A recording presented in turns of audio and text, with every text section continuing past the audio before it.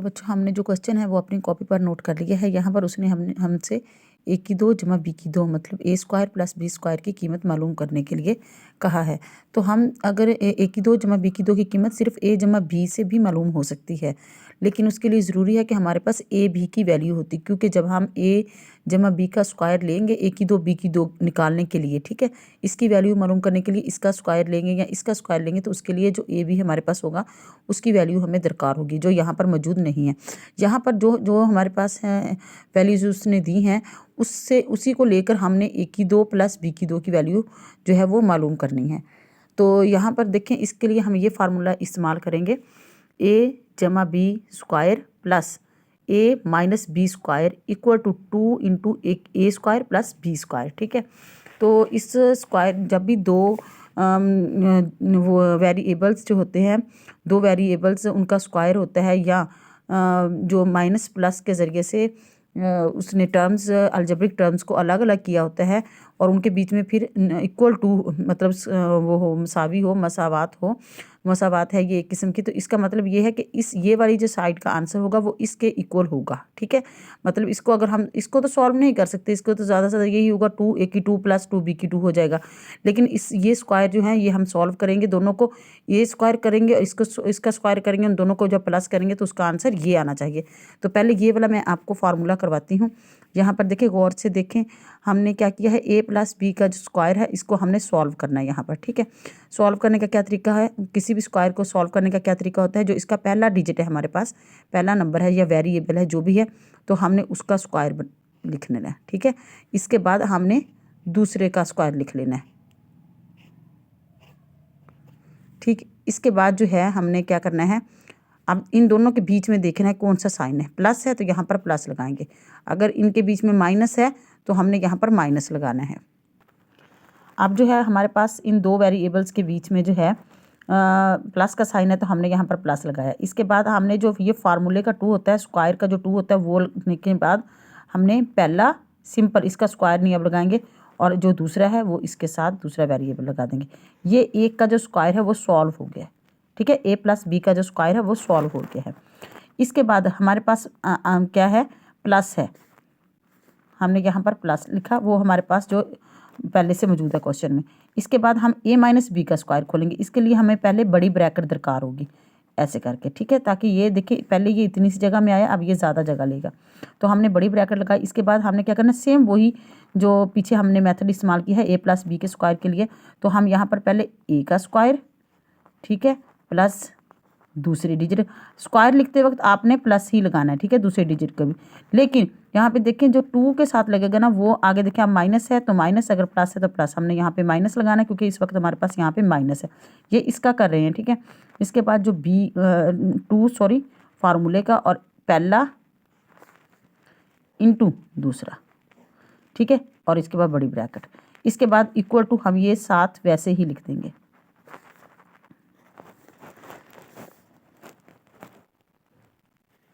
ए की 2 plus B की 2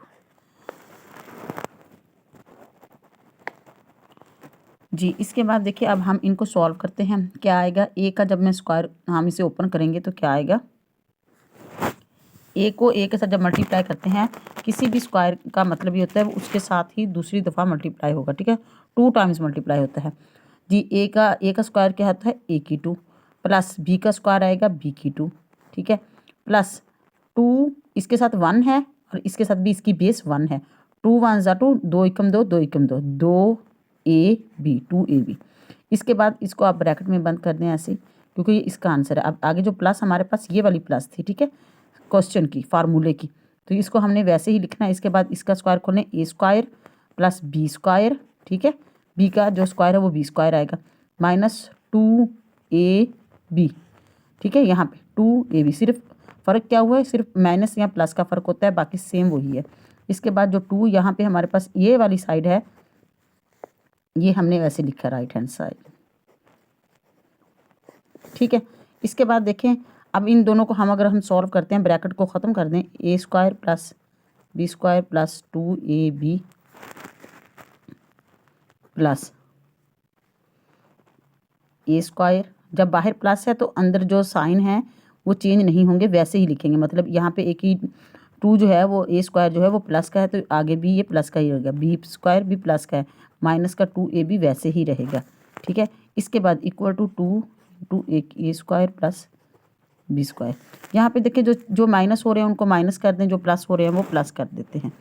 यहाँ पे देखें ये ए स्क्वायर जो है ये प्लस का है, यहाँ पे भी ए स्क्वायर प्लस का है, तो हमारे पास ए की 2 जो हैं उनको हम साथ साथ लिख लेंगे। सेम जो हैं जिनके वेरिएबल्स सेम है और उनकी पावर भी सेम है, वही आपस में माइनस या प्लस हो सकते हैं। जिनकी पावर या उनका जो है वेरिएबल वो सेम नहीं है, तो वो आपस में प्लस या माइनस नहीं हो सकते। हाँ, अदरवाइज डिवाइड और मल्टीप्लाई हो सकते हैं। फिर इसके बाद देखें मेरे पास जो बी स्क्वायर है, तो हमने बी स्क्वायर लिखने के बाद बी स्क्वायर वाला ही दूसरा देखना है, प्लस बी स्क्वायर। इसके बाद जो 2ab है plus 2ab minus 2ab equal to 2 into A square plus B square.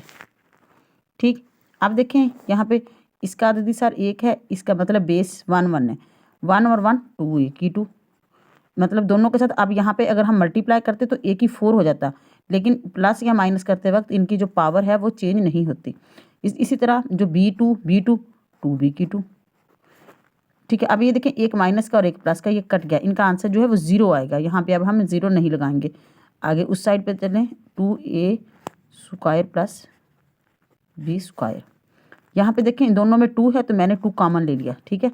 A square plus B square, और इधर आ जाए 2a square plus B square. मतलब हमने जब इन दोनों के जो स्क्वायर है उनको सॉल्व किया है तो ये आंसर आया है, ठीक, इक्वल है। तो दैट्स मीन ये जो फार्मूला है ये बिल्कुल ठीक है। अब हम ये वाले इस फार्मूले से हम जो है अपना क्वेश्चन सॉल्व करेंगे। हमारे पास हमें पता है कि a